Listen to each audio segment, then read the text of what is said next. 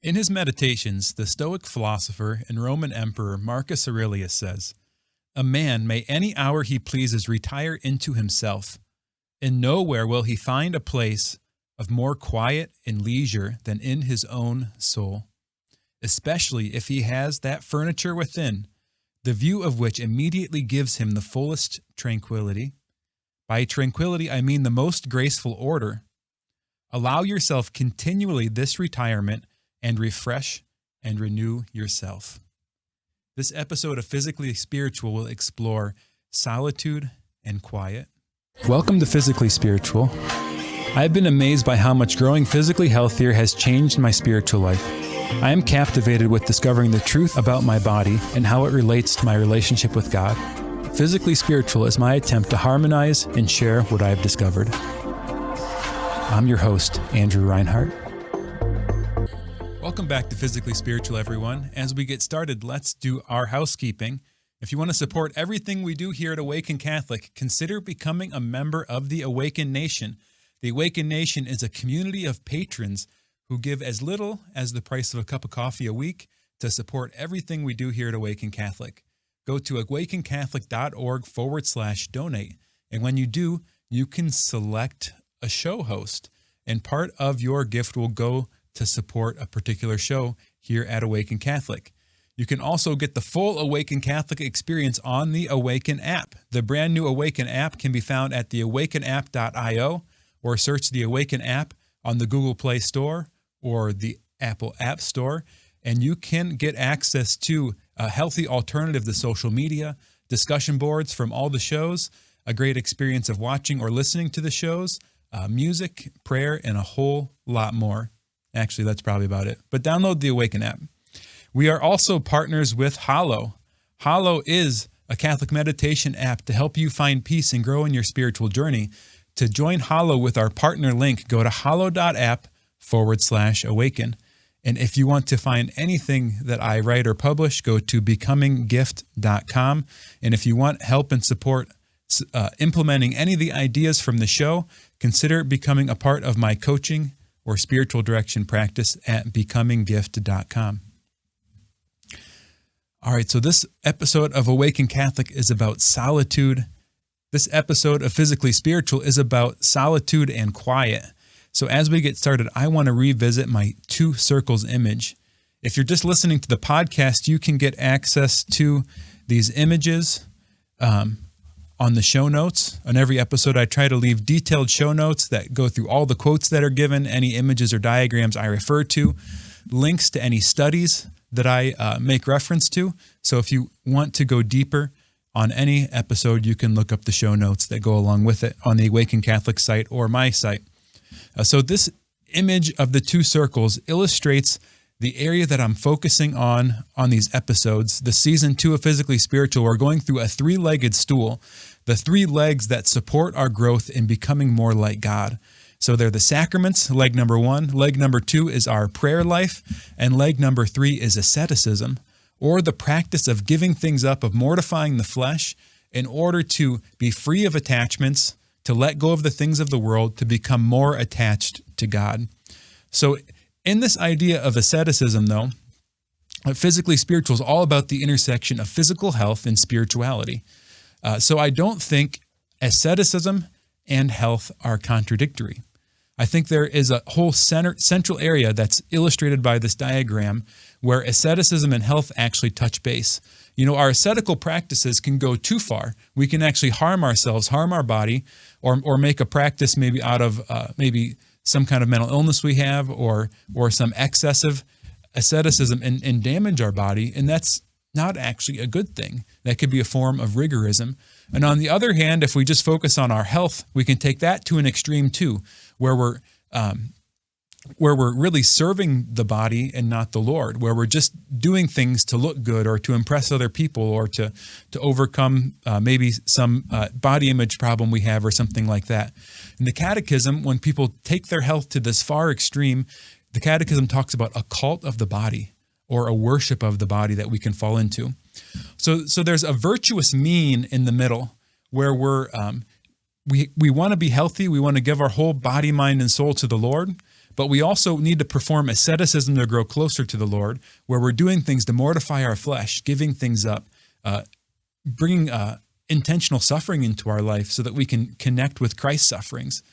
And I believe there's a space in the middle where asceticism and health connect. Right? There's a place where we can do things that are both healthy for us, that help us become naturally healthier, heal our body, and at the same time mortify our flesh and help us get closer to God. And this is our focus on these episodes of Physically Spiritual, where we focus on asceticism. So if you want to hear the beginning of this series, you can go back to episode 4 of season 2 for the introduction to this idea of asceticism.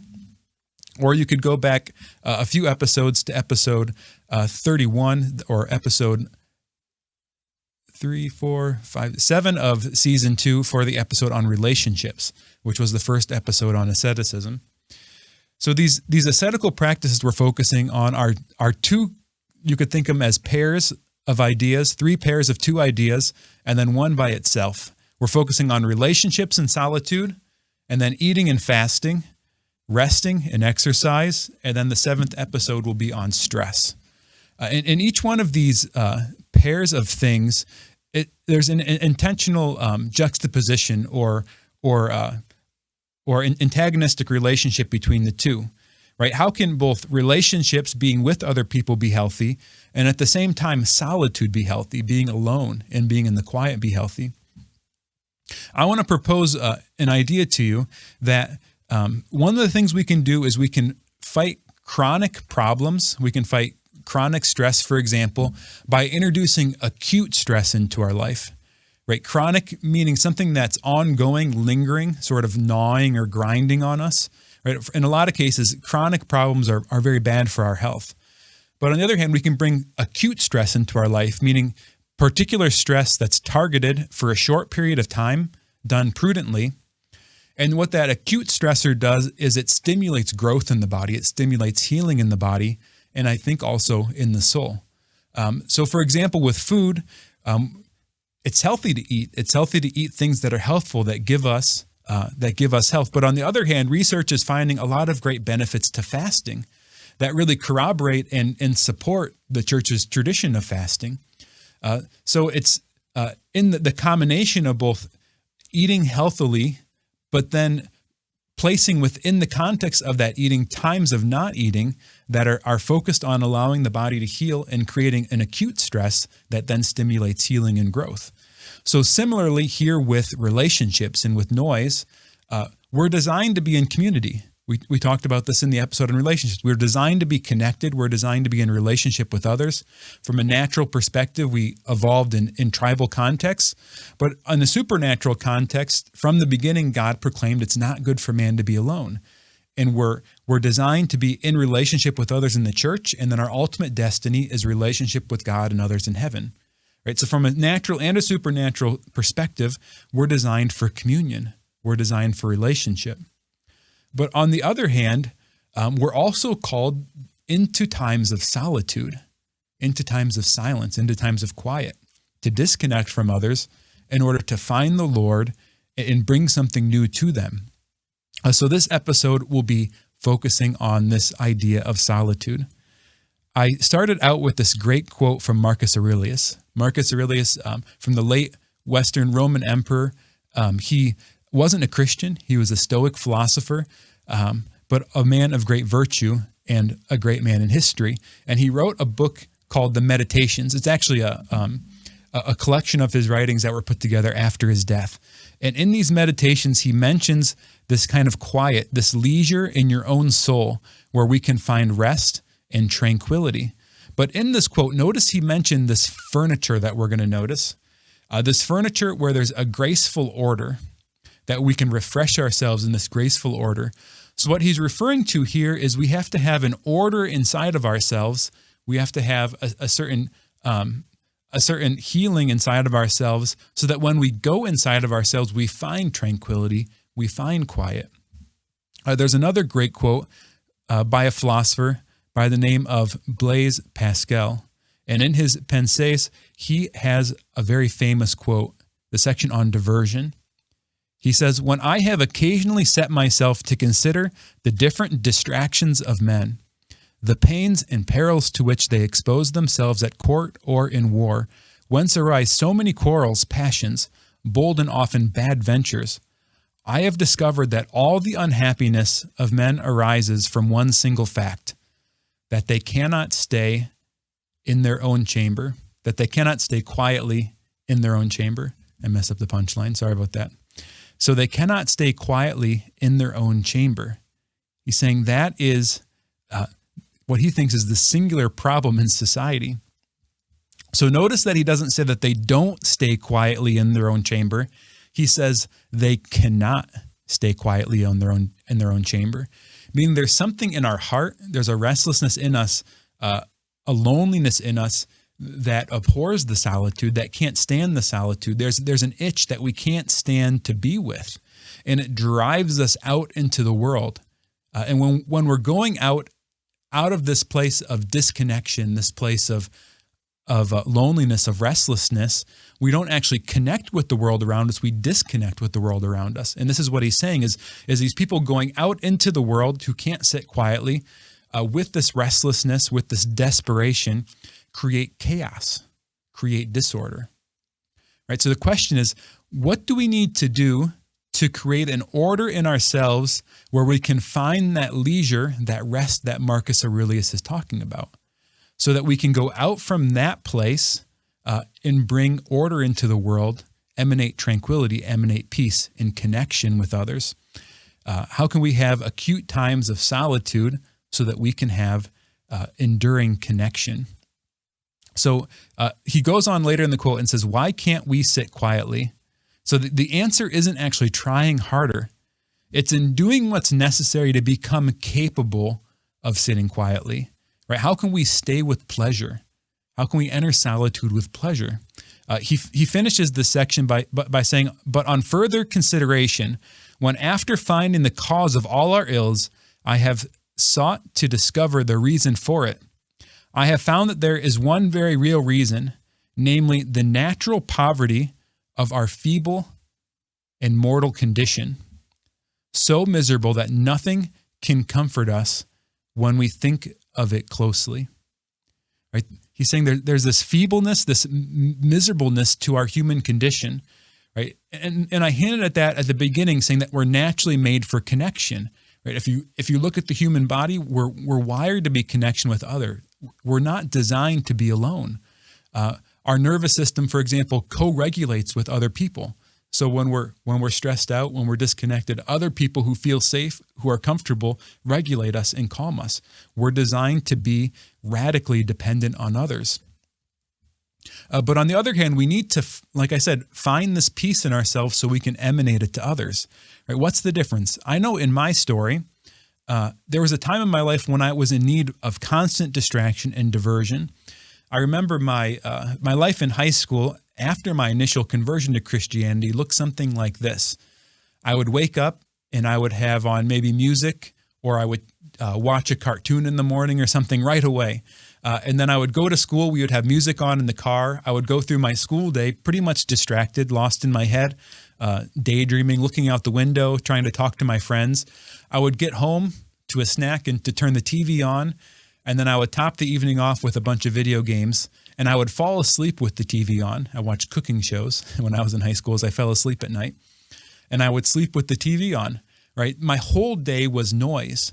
And when there wasn't noise on the outside coming in my ears, there was noise on the inside. There was this chaos in my heart, which actually made me fairly incapable of engaging with my classes, of paying attention. I remember I started to find some ability to have solitude in junior high because I started reading. I started reading books. And I remember pronouncing, it was midway through my 8th grade year.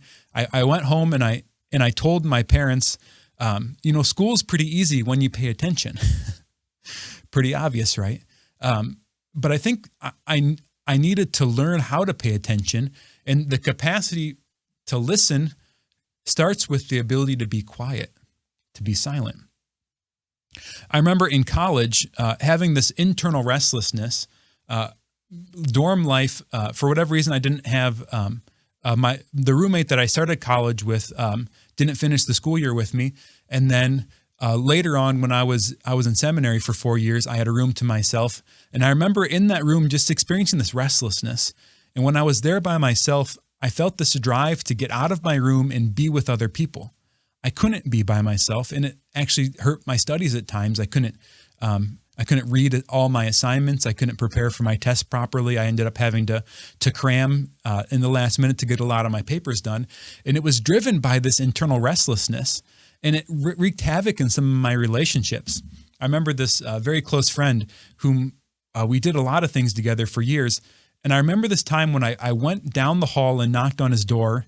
He opened the door, saw me, and then closed it again, right? Because my need to be around him was so disruptive to his life that he just needed to shut me out, to study, to be alone, to find some quiet and peace, right? I was bringing chaos into our relationship because I had chaos inside of me.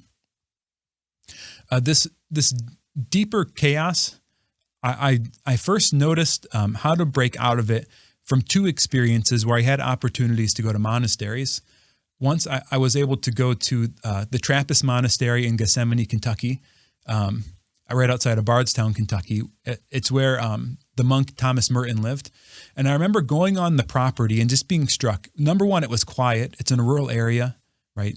It's far enough off the road you don't even really hear cars go by. But there was this silence around the monastery that was deeper than quiet, right? It was this internal order that emanated out from the monks into the atmosphere. And then I also had an opportunity to go to Our Lady of the Angels Monastery, where the Poor Clares of Perpetual Adoration live in Cloister. That was the monastery where Mother Angelica was the Mother Superior for many years. And I remember being in the chapel where they have perpetual adoration of the Blessed Sacrament and just experiencing this peace there, right? Even though I had very limited interactions with these religious, the ordering in their life and the peace of their heart emanated out from them into the pilgrims that would go there.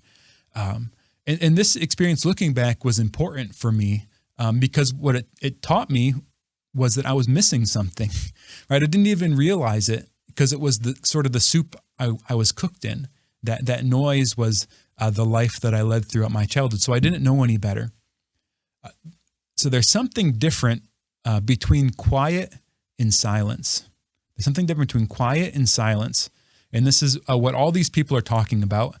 Quiet, just the lack of external noise is important, but it's really just the raw material. Silence comes from an internal ordering of all of the faculties of our soul, meaning our memory, our imagination, our reason, and our will. Right? So there's an internal order to my faculties. And so when I go inside of myself, I find order, I find peace. Otherwise, when I go inside of myself, my mind is going all over the place and I find chaos. So this implies that there's also a difference between loneliness and solitude, right? There's an aloneness that's disconnected, an aloneness that's restless, an aloneness that demands to be filled. But there's also an aloneness that is connected, an aloneness that's full, an aloneness that's comfortable, and that's solitude. So when we're digging into this topic, we're going to hold these two ideas juxtaposed. So as we do this, I want to pull up the chart of the faculties of the soul that we've talked about in other episodes, so I can talk a little bit more about what this looks like. So the faculties of the soul, starting from the bottom, we have our external senses, our seeing, our hearing, our smelling, our tasting, our touching, right? So quiet is literally removing all of the things from these senses that could be a distraction, primarily hearing. And then we have our internal senses of memory, imagination, our estimative sense, or a power of judgment, and then our common sense, which knits all of these various inputs together. Right, so I experience, although I have all these separate senses, we can define them separately, my experience is singular, and this is because my common sense knits together all my 5 external senses and my 4 internal senses as one experience. So all of these experiences have with them passions, meaning everything I experience I'm either attracted to or repulsed by. And so on the next column of the chart, we see these passions, these appetites of these senses. So toward things that are difficult, I have concupiscible senses or irascible senses. I experience hope or despair, daring or fear or anger. And toward things that are attractive, I have concupiscible senses. I experience love or hatred, desire or aversion, joy or sorrow. So when we experience this internal disorder, this internal restlessness, what's happening from the perspective of the faculties of the soul are that I'm experiencing things in my senses that are causing passions in me, which I find very difficult to be with. Right? I find them unbearable. Right? So maybe I have something in my memory that's playing, like I'm remembering a conversation that I had with a friend that I regret what I said, or I regret how that went. And so I experience this sorrow around this, or maybe this fear around it, around the consequences of it, or how I affected that person, right? I experience these passions in me, or maybe it's my imagination, right? I enter inside myself and I start imagining all of these false futures, right? What's going to happen at work tomorrow, or how my spouse is going to react to X, Y, or Z. And then I get all of these negative passions around this thing that I'm imagining. And this is where this internal restlessness comes from. This is ultimately, I believe, where loneliness comes from, is that when we look inside ourselves, we find disconnection, we find disorder. And so our passions are all over the place. So what happens then is that affects our will, right? It pushes me out. It pushes me into what some psychologists call a seeking mode, where I'm out seeking something to numb that feeling, something to distract myself, whether it be entertainment or food or something else that gives me pleasure, right? Whatever it might be, or maybe even sleeping a bunch. So whatever it is, I'm driven outward away from myself. So when we talk about these passions, a lot of mental health, the perspective of mental health, are very strongly affected by Buddhist ideas. And one of the core tenets of Buddhism is that one of the biggest problems in the world are our passions, right? It's the passions themselves which are the problem. So they seek fulfillment, they seek peace by eradicating the passions or ignoring the passions.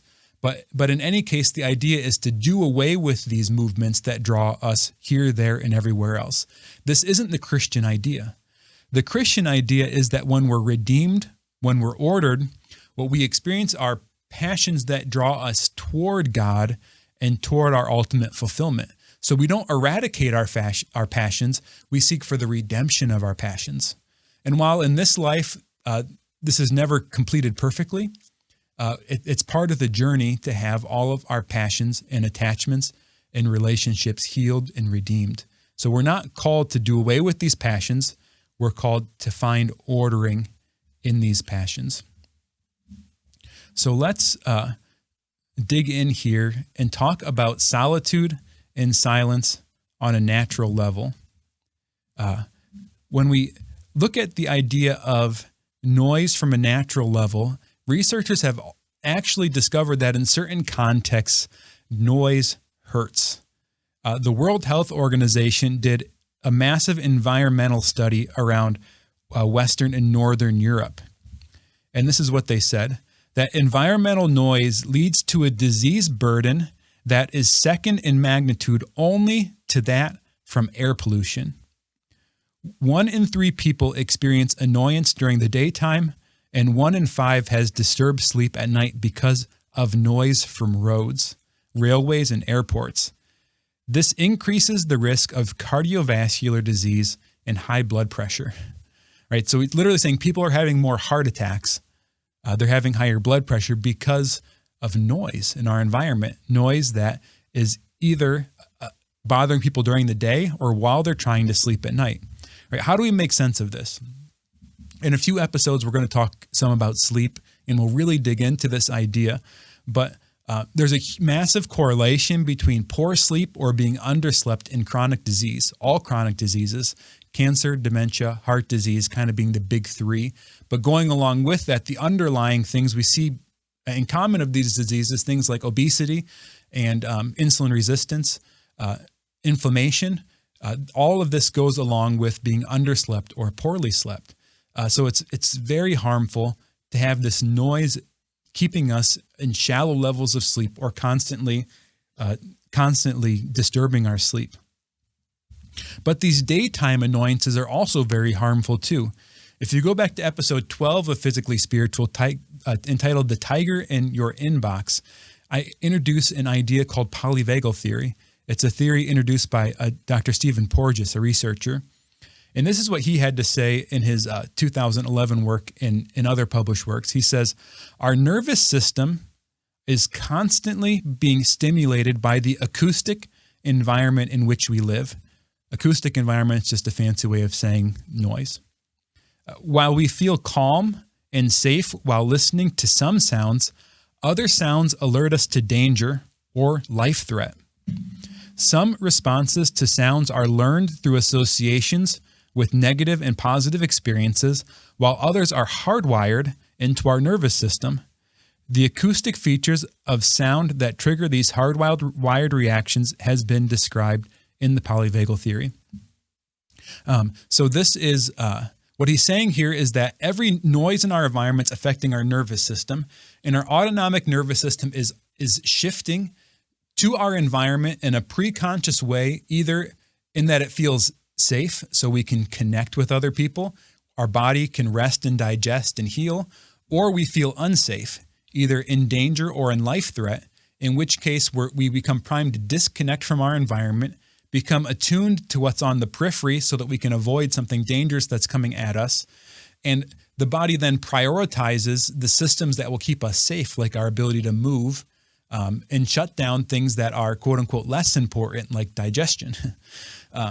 So keeping this in mind, and one of the things I started with, this idea of fighting chronic stress with acute stress.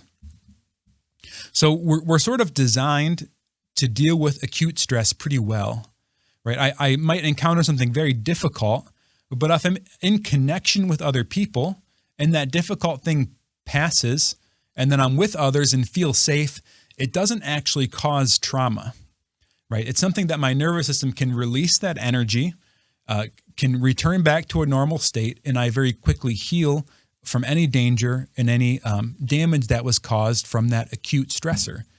But chronic stress is something that we're actually not as well designed to handle. And so much of what we face in our modern environment has removed us from the acute stressors that we used to face. So we live in very well, sort of well-moderated environments where we don't really get into things that are very hot or very cold. We don't end up really stressing our bodies through exercise. We don't face acute stress throughout the day where we're ever facing anything that's really dangerous for us. So we're living this very safe life. But on the other hand, we're also very chronically stressed, both because the environment we place ourselves in isn't appropriate for the conditions that have created our biology to be what it is. And then at the same time, I'm encountering things that I'm not really designed to handle very well. And I give the example in that previous episode of your email inbox, right? Are we able to deal with the stress of getting a difficult email? Right? I get that email and I start thinking about what the problem is. Remember, we're wired for connection. So I want to stay connected to whoever I'm talking to on the other side of that message. I send off a response, and then I wait. Right? In normal communication with another person, I'm immediately getting facial cues. My nervous system is reacting to their nervous system. So I'm getting this immediate feedback loop as I'm relating to others. But as I'm relating to people through electronic medium, I'm both not getting that feedback loop in my nervous system, and then I'm also not getting immediate feedback. So there's this space, this lingering disconnection, this lingering uncertainty that creates chronic stress. And we're all sort of in this soup. We're all sort of in this environment where we're dealing with this chronic stress. So what Dr. Porges is referring to here about these noises, so both by training, right? If there's certain things in your history, in your past, from your story that were difficult associated with certain sounds, it might be a certain tone of voice, a certain song, the noise of a certain environment, then that can trigger your sympathetic nervous system in life and when you feel danger, or it can send you all the way down into like a freeze state if you feel like there's a life threat from that, putting you in a state of chronic stress. On the other hand, there's also hardwired sounds, meaning we've evolved biologically to have a built-in wisdom about our environment where certain sounds trigger danger regardless of our past experiences. So one of the things that Dr. Porges talks about are these ambient sounds in our environment. And he talks about like deep-pitched hums, maybe from like an air conditioning system or a compressor motor or something like that, and how these hums actually sort of simulate the growl of a predator. So we can be in environments in our schools, in our hospitals, in our homes, where there's an ambient sound in our environment that will chronically put us in a minor state of fight-flight where we can't heal. And so he argues that we need to start priming these environments, like our hospitals, our schools, our homes, that we consider these built-in aspects of our biology so that we can be primed to heal, so that we can be primed to feel safe, so that we can be primed to be comfortable. Research has also found that silence can heal, right? We're going to get back to this idea of acute stress. So there was a study done that found that silence promotes neurogenesis, that 2 hours of silence can stimulate neurons in the brain. And so what they found was they put these rats in different sound environments. One was like just a white noise, kind of like noise that we would expect. And sometimes people fall asleep with white noise, but white noise can be kind of relaxing, right? Just imagine if we lived out in nature, there would be a constant rustling of leaves and certain sounds from animals that we don't really find dangerous. And so it wouldn't stress us out at all. And then they also put in environmental sounds that you would expect, like maybe the sound of a baby crying or something like that. And they juxtaposed this with a group of mice where they created an absolute sound deprivation environment, right, where there was no sound. And what they found is when there was no sound, it actually created stress in the brain. But when this stress was then removed, and then they looked at these mice's brains, they found that it stimulated growth, it stimulated healing, right? There was a period of an acute stress that, when done in moderation and then taken away, stimulated a certain growth in the body, a certain healing in the body, the same way that we're finding that fasting does when done in moderation in the right context. And I would argue too, that's the same thing that's happening when we're exercising. We're putting an acute stress on the body that then stimulates growth and healing. So silence heals. Let's shift and look at silence and solitude from the supernatural perspective. I mentioned earlier that from the beginning, God said it was not good for man to be alone. But reflecting on the creation story before this, John Paul II, in his great teaching that's sometimes called the Theology of the Body, talked about original solitude, that humanity was alone amongst the created order, like God, having a reason and will, and created to become a communion of persons. This is what he said on November 14th of 1979 in his general audience. He said, "The communion of persons could form itself only on the basis of a double solitude of the man and the woman, or as an encounter in their distinction from the world of living beings, which gave to both the possibility of being and existing in particular reciprocity." So the communion of persons, this deep intimacy, this connection that Adam and Eve had, was only possible because they came to each other from a posture of a double solitude, right? So on a philosophical level, they were alone amongst the created order, capable of communion in a way that God is in communion, so capable of love, capable of becoming gift. But on the other hand, there was also, I believe, a place where their togetherness was full because they also had time of being alone with the Lord, right? It's from Adam's solitude with the Lord that then he proclaimed, "At last, bone of my bones and flesh of my flesh," right? There's this reciprocal finding of one another that flows out of communion with the Lord and the peace and ordering of the heart. This is what St. John of the Cross says about this kind of solitude with the Lord.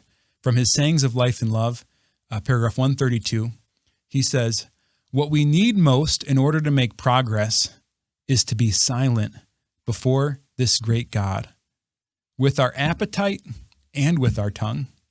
For the language he best hears is silent love." Right? So what's most important when we're getting closer to God, when we're seeking communion with the Lord, is spending time in silence with God. And he mentions the appetite and with the tongue. So there we have quiet, the tongue, no noise, and also then quieting the internal senses. It's not just a constant talking in your head, but then also a silence in the appetite, right? Literally a silence in your passions, a silence in your feeling, these internal attractions and repulsions in your heart. The language he best hears is silent love, is what he says, or what's sometimes referred to as heart-to-heart conversation, right? This my heart meeting the Lord's heart. So it's from this place of finding silence with the Lord that we find this peace, this ordering, this connection, this healing that brings us closer to the Lord.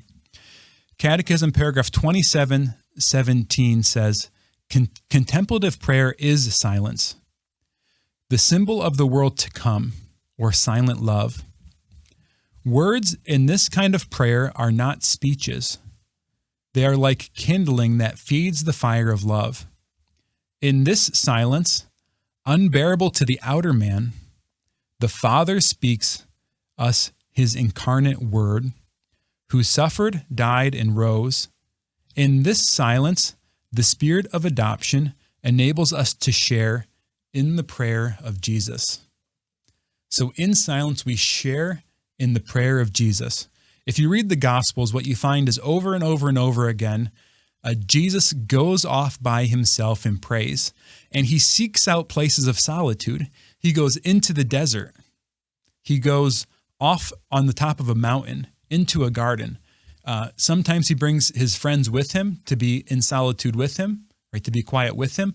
Other times he goes off by himself, and there he communes with God. Right? He seeks his Father in prayer. And this is a model for us. I remember in a men's group that I was a part of, we used to talk about Moses' time. If you read the story of Moses similarly, a lot of times Moses would leave the people so that he could go off and talk to the Lord, and then he would come back from these conversations with God with something to offer the people. Right? He found this order. So the first example is going off and getting the 10 Commandments. He goes off into the solitude, and God gives him the law. And what the law is God reintroducing his original plan, his original order. God's reintroducing his logos to the world by teaching them how to be human again. Right? This is what the 10 Commandments is. And then throughout the story in Exodus, Moses is leaving the people, and then the story of Deuteronomy, coming back with the Lord's words, refreshed. There's a time when he comes back and his face is glowing with the radiance of the Lord, or coming back with the law in the book of Deuteronomy. So Moses goes off in solitude, and in that solitude, he comes back with something to offer the people. And we propose this as a model of being a man in our world, of being a father of a family, of being a husband to a wife, of being a priest, is that you go off into the solitude to find the Lord and to face yourself, to find an ordering in your heart so that you can go back to your family, go back to your church, go back to your spouse, to your friends, your studies, or whatever it is that you're engaged with, and you can bring order into it. You can bring God into it. You can bring peace into the world because you have it inside of yourself. We called it Moses time. Make sure you get your Moses time in. So let's do a few practicals on how we can accomplish this in our life. So the first practical suggestion I have is to make space for silence. Make space for it. The noise in our world will encroach on your life. So if you don't do intentional things to find the silence, you won't. It won't be there. Maybe you literally have nowhere to be quiet. You live in a busy city. Well, you could get noise-canceling headphones and put them on or like the earmuffs that people use when they mow their lawn or something like that, literally blocking out the noise in your environment. I have a space set up in my basement where I go and pray and meditate, because I know when I'm down there, it's very unlikely anyone else is going to come down. I can find peace in silence. So make space, but also schedule the silence. If you can't find the same time every day, maybe use Google Calendar or something like that. Put an appointment in your calendar for silence. So then when your friends are making plans, or when something comes up for work, there's something already there. You're busy, right? You need that silence. So the second thing is eliminate noise. Literally get rid of things that make noise. Throw them in the trash. Like, I think the world would be a better place if we all took our TVs and threw them away. We don't need it.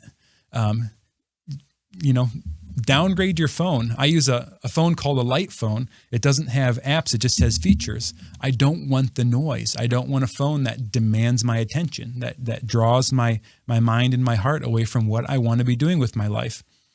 I always wanted to learn piano, and this has been a recent thing, so I hope it continues on. I had opportunities for piano lessons as a child that I never took advantage of. But over the last few months, since I've been using this phone, I finally have space in my life to start teaching myself piano. And I've been almost every day sitting down and playing the piano for a little while. I had to make space in my heart to do that. I couldn't just force it in. And the first 34 years of my life were a testament to that. The third thing is become present. Once you're in the silence, become present, because you'll get rid of the outside noise. And what happens is you have this chaos in your mind and heart, a chaos in your memory and your imagination. So one of the best ways to fight that internal chaos is to become present to what's there. And you start by just noticing what's in your environment. Ground yourself in your environment. Notice, find things that are around you that are pleasant to look at, like maybe a picture that you like. Maybe you can see some trees and you like nature. Maybe just looking at the blank wall for a little bit of distraction detox for a moment. Then go inside yourself. Notice the sensations in your body, right? Is there some part of your body that's uncomfortable, that's calling out for your attention? Is there something in you that feels good that you can rest on and note the comfort in? And then go inside of your feelings. Note your emotion.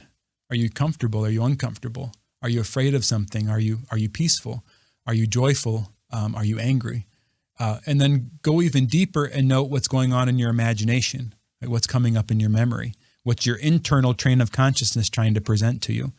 Become present to those things so that, one, maybe there is something really important you should notice, in which case maybe you just need to write it down and set it aside. Maybe just giving it a little bit of attention and making a commitment about it can help you to move on. Maybe you just had some bad Chinese food at lunch and you're going to be a little uncomfortable and there's nothing you can do about that until a few hours later when it goes through your system, right? But becoming present to what is, in noticing it and resting with it for a bit can help you to move past it. I've heard these internal sensations being compared before to little children who are trying to get your attention. All your little needs are trying to push their way into your consciousness. So if you just sit down and try to push it all away, what happens is they just keep bubbling back to the surface and pushing their way into your thoughts and into your mind. So become present to what is. Fourth is limit your inputs. Right? This is a little different than eliminating noise. Limiting your inputs means literally limiting the amount of ways that people and things can get your attention. Right? So if you have a phone with a messaging app and with a calling feature and with email and with a handful of other apps, and then you have all these notifications set up that ding you, what's happening is all day you're getting this input. Ding, ding, ding. Somebody sent me a message. Somebody called me. This app wanted me to get my attention on something. I'm getting these emails, and every time it's dinging me. And what happens is it draws me out of whatever I'm doing to pay attention to what's come in. So we have this constant flow of inputs in our life. So you might limit input by doing something like intentionally checking your email 2 or 3 times a day. And then for the rest of the day, not looking at it at all. intentionally turning off the notifications in your phone, maybe disabling all the apps which aren't essential, right? The things that you don't need to know when it comes up, they're not urgent.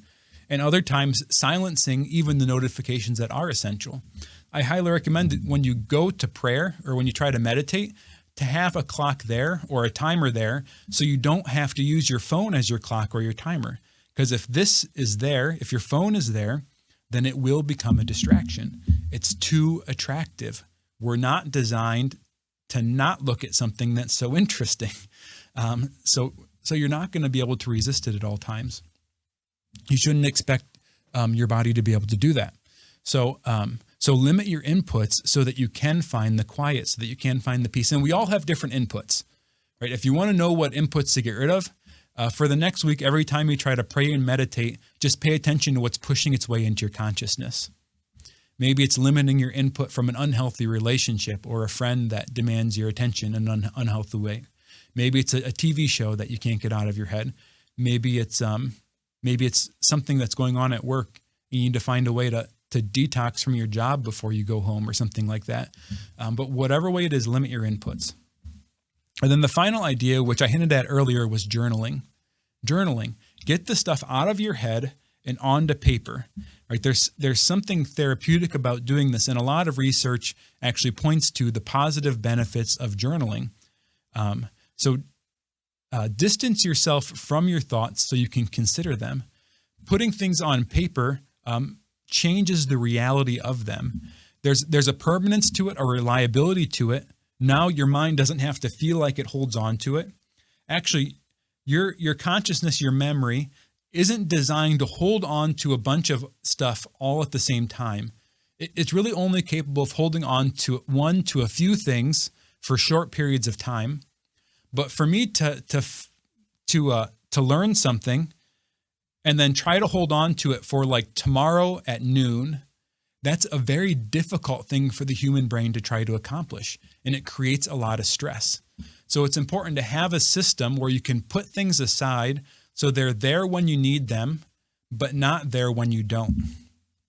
And I have a whole system at work that I do this. It's there's an information management system called GTD, or Getting Things Done.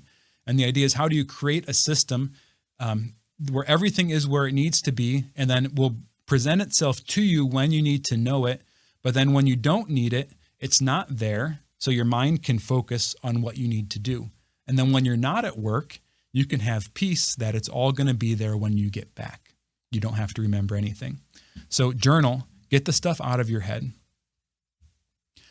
In all of this, the goal is ultimately connection, right? We don't go off by ourselves for the sake of being alone. We find solitude for the sake of being connected to ourselves, at peace, connected to God, who's the giver of peace. And then we go out from the silence to be connected with others. And in the silence, we give ourselves a fighting chance to find it. This show and all media on Awaken Catholic is made possible by the Awaken Nation and the Hallow app. The Awaken Nation is a community of people like you who support all things Awaken for as cheap as a cup of coffee a week and get access to exclusive content. Learn more by visiting awakencatholic.org/donate. Hallow is the only audio-guided Catholic prayer app focused on contemplative prayer and traditional Catholic meditation such as Lectio Divina, Daily Examen, and the Rosary. We here at Awaken all use Hallow every day and love it. To learn more or give it a try, visit hallow.app/awaken.